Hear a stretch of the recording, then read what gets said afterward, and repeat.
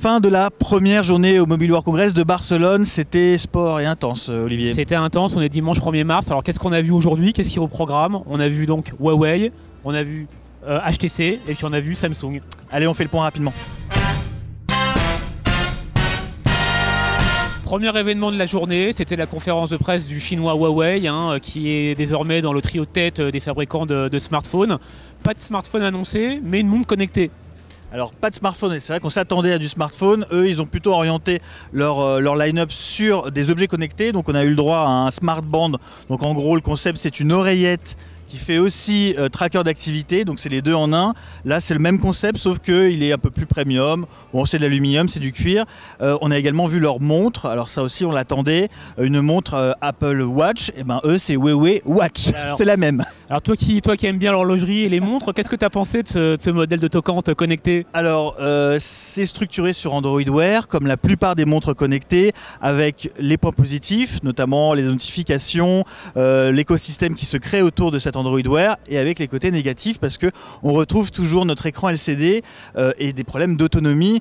Tout ce qu'on a pu tester sur CNET côté montre connectée, ça dépassait rarement les 2 jours d'utilisation. Là d'ailleurs, ils n'ont pas communiqué sur l'autonomie, ils n'ont pas communiqué sur le prix, ils n'ont pas communiqué sur la dispo précisément. En termes de finition, c'est très propre. Oui, on retrouve les codes esthétiques de l'horlogerie, c'est de l'acier, il y a du cuir, il y a un bracelet en maille milanaise, donc pour ceux qui connaissent un petit peu l'horlogerie, c'est plutôt joli.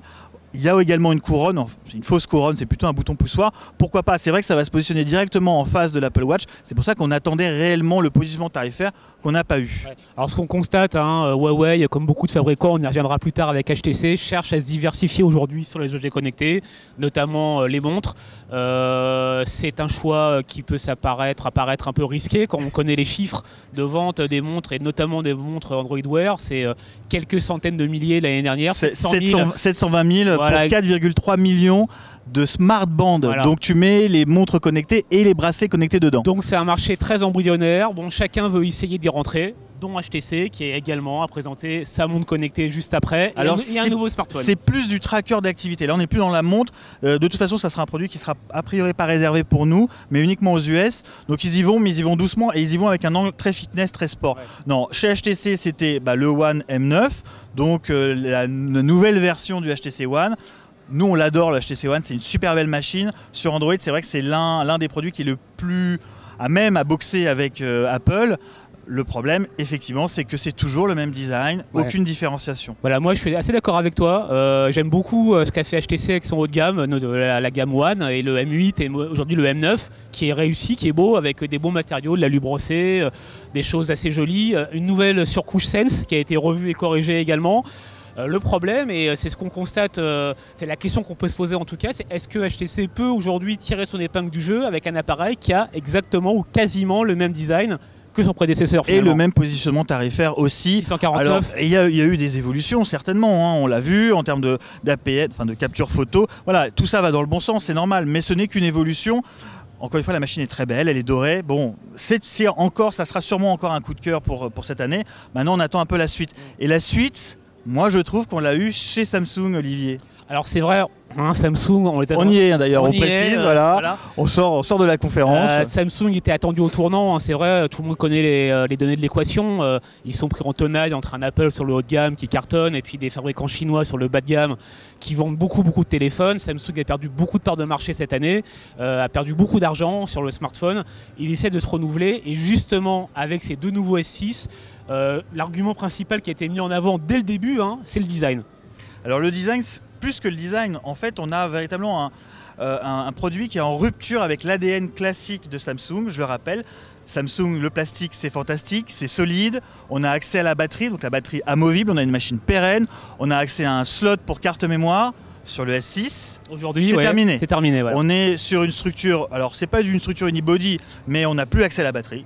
C'est certain, et surtout plus accès au slot pour carte mémoire. On est sur une logique d'Apple, et d'ailleurs, quand on regarde le produit et quand on regarde un iPhone, tu le mets sur la tranche, tu mets les deux sur la tranche, c'est difficile de distinguer l'un de l'autre. Alors c'est vrai que Samsung qui a vraiment beaucoup insisté sur le design à la conférence de presse de ce dimanche soir, comme le dit Alex, c'est vrai que quand on regarde le S6 classique, pas le Edge, le S6 classique, on a quand même l'impression de voir un iPhone 6. Bon, après, les avis divergeront et chacun verra midi à sa porte.